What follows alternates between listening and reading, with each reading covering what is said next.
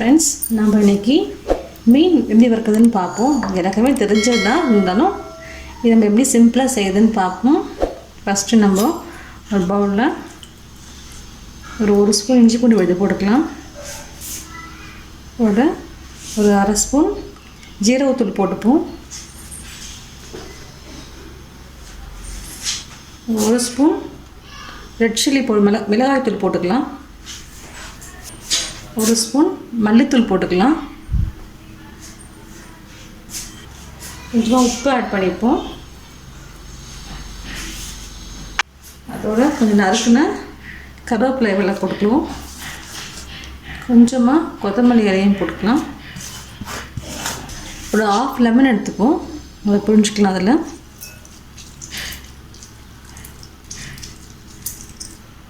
நான் இதில் ஒரு ஸ்பூன் கார்ன் பவுடர் போடுறேன். இது வந்து ஆப்ஷனல் தான். இது போட்டால் நல்லா கொஞ்சம் கிறிஸ்பியாக இருக்காங்க போடுறேன். இது உங்களுக்கு வேணாம்னா நீங்கள் போட வேண்டாம். நம்ம எல்லாம் போட்டு பிரட்டிப்போம்.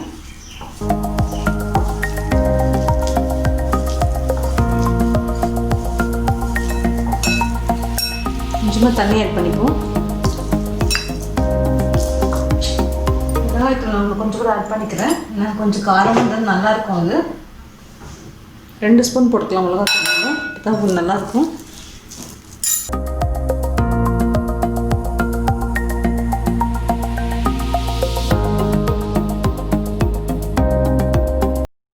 நான் இதில் கெண்டை மீன் கழுகி வச்சுருக்கேன். நம்ம கெண்டை மீன் இதில் பிரட்டிப்போம்.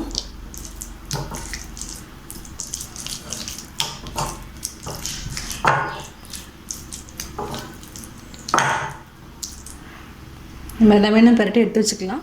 நம்ம எல்லாத்தையும் பிரட்டி வச்சுட்டோம். இது ஒரு ½ hour ஊறட்டும். அப்போ தான் நல்லா உங்களுக்கு அந்த மசாலாலாம் உள்ளே பிடிக்கும். ½ hour கழித்து நம்ம பொரிச்சிக்கலாம்.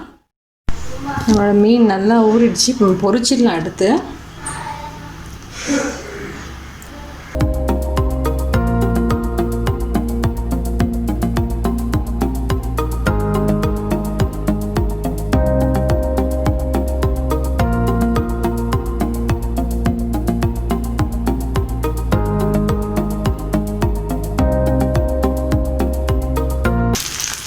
செவந்து நம்ம திருப்பி போட்டுக்கலாம்.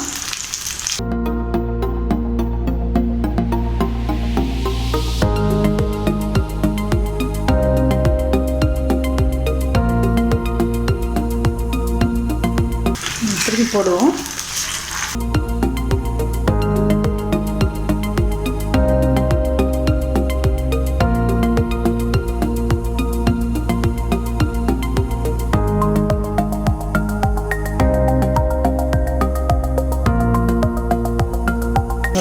ஃபிஷ் ஃப்ரை நல்லா ரோஸ்ட் ஆகி வந்துடுச்சு.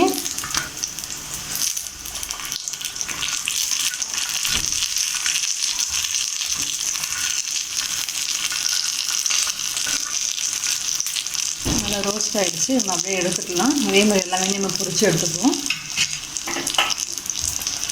நல்லா ரோஸ்ட் ஆகிடுச்சு. மசாலாவும் நல்லா சேர்ந்துடுச்சு. பாருங்கள், நம்ம எல்லாமே நல்லா வறுத்து எடுத்தாச்சு. ஃபிஷ் ஃப்ரை ரெடி ஆகிடுச்சு. நீங்களும் இந்த ரெசிபி ட்ரை பண்ணுங்கள். கமெண்ட்ஸ் சொல்லுங்கள். தேங்க்யூ.